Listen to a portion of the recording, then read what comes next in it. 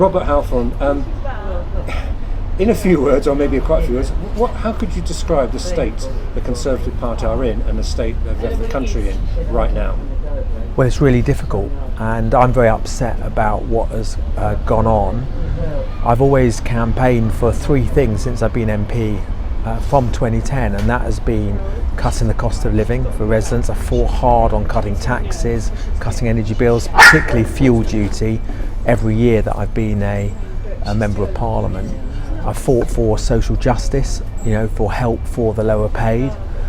Every year I've been a Member of Parliament, and I've fought for support for our central public services, especially education and skills and apprenticeships, and of course protecting our NHS.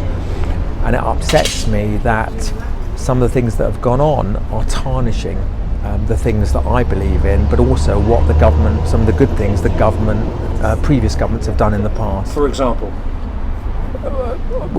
What you say things have gone on? So, for example, the mini budget. Yeah.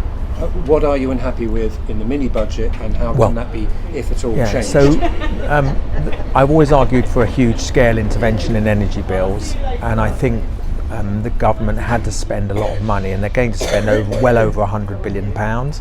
That is keeping energy bills average to stop them rising over £2,500. That's still a huge amount of money, by the way. And there's extra support, a £400 rebate going to every household. 8 million of the most vulnerable households are getting up to £1,200. But that's an enormous amount of money. I would have liked it more targeted, but at least they've done that right. For the most part, big scale intervention to help people with their energy bills. I wouldn't have cut the 45p rate to 40p. It's true that every year bar 1 month during the Blair and Brown years under Labour it was at 40p, and they've gone back to that. But at this time when people are struggling, I wouldn't have reduced that tax rate. If I was going to cut taxes, I would have further cut taxes for the lower paid, and I would have also cut VAT at this time, because that would have helped people when in their daily lives, shopping, fuel, energy, all kinds of things. So I think that was wrong. I was not against the tax for big business. I supported Rishi Sunak because people were saying that the increase in corporation tax would affect every business. It wouldn't. It was only on 70% of businesses were not going to pay that tax. So it was really directed at big business that could absorb these costs. The reason why I supported that tax was because I felt that it would raise money to both cut our debt but also pay for the NHS, because the government have committed, and they've still committed, thank God, for an extra 30 billion over the next about 34 billion over the next 3 years. So I wouldn't have done those things, and I would also set a course to show how we're going to reduce our debt, because our debt is well over £1 trillion. We've got 85 billion alone to pay in debt interest. That is probably going to go up now because the government are borrowing more. And so whilst I think the energy intervention was right on the whole, although as I say I would have liked it more targeted, but it's a huge scale intervention. If you mix it with if you add it to the previous financial budget just before the summer, there was a lot of money going to vulnerable families, vulnerable people up and down the country, in Harlow and up and down the country. You're about to do your surgery, which you do every week. If somebody comes in and asks about their benefits and say, well, our benefits go up with inflation, what are you going to say to them? Well, I'm going to say that I support them going up with inflation, and I will do everything I can to make sure that the government doesn't cut benefits for people. You're right, I'm doing a surgery for 3 hours with people who come in with all kinds of questions and all kinds of issues, from housing to welfare. So I think it's absolutely essential that the government looks after the most vulnerable people in our communities, and keeps the spending commitments on essential public services, especially education. I mean, we've got something like 1.4 million absent children still. We've got children still recovering from COVID because of schools being closed for most pupils. That's damaged. The government need to spend a lot of money on education and skills, and our college, we're just in the town centre. FE colleges need more money, our schools need more funding, and I will support those things as far as I possibly can. I always have, by the way. And what about those families who maybe have just bought or are in the process of trying to buy, say, a family home somewhere anywhere in Harlow, from Catherine's to Church Langley? and looking at interest rates. What's your message to them? Well, God willing, first of all, though, thank goodness most households still, about 75% are on fixed mortgages, thank God. But what I would say is, of course, I have real worries about that.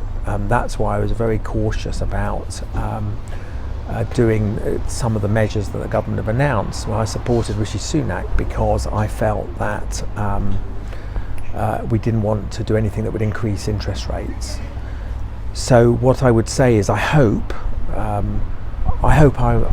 the government decisions are right and I'm wrong. I hope that it does. They say that what they're doing is it increases growth in the economy. What does that mean? Is if you increase growth in the economy, it means you've got more profits being made by businesses, and more money going into the treasury, and that means more money on public services.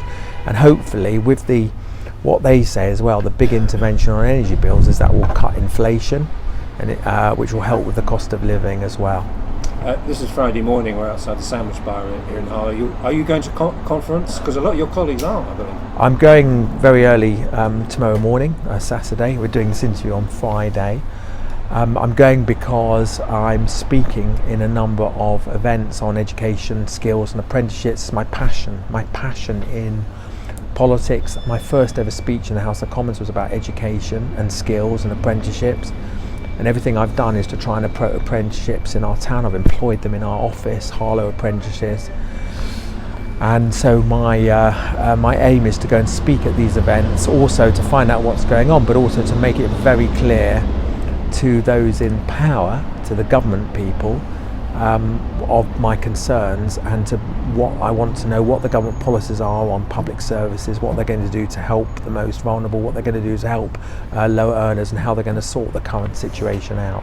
So up in Birmingham, if the Prime Minister Liz Truss or the Chancellor Kwasi Kwarteng comes up to you and says, do you have our confidence? Do you have confidence in us, Robert? What would you say to them? I'd say that you need to listen to the people. You've got to listen to the people. People are not happy with what has gone on. You need to sort it out, and pretty soon. You need to make sure that we've got a programme to get rid of our debt. That is really important because that's what keeps interest rates low. You've got to make sure that we've got a programme to cut the cost of living that is sustainable, that the country can afford. But I also want to know what we're going to do on essential public services as well, particularly education. I want to hear from the Chancellor. I did raise, by the way, I had a meeting with the Chancellor this week, and I said why didn't he cut VAT, and also rather than cut the 45p rate, there are a lot of people who fall into the 40% bracket who don't earn huge amounts, but why didn't they just raise the threshold on that, for example, so that people who may be falling, and he said he would look at it. And don't forget, there will be another financial statement in November, and there'll be another budget. I'm not sure of the exact date yet, but over the next few months. Will you be as polite as that? You were selected in 1999. You had a hard graft to become MP for 11 years, and you've been MP for 12 years.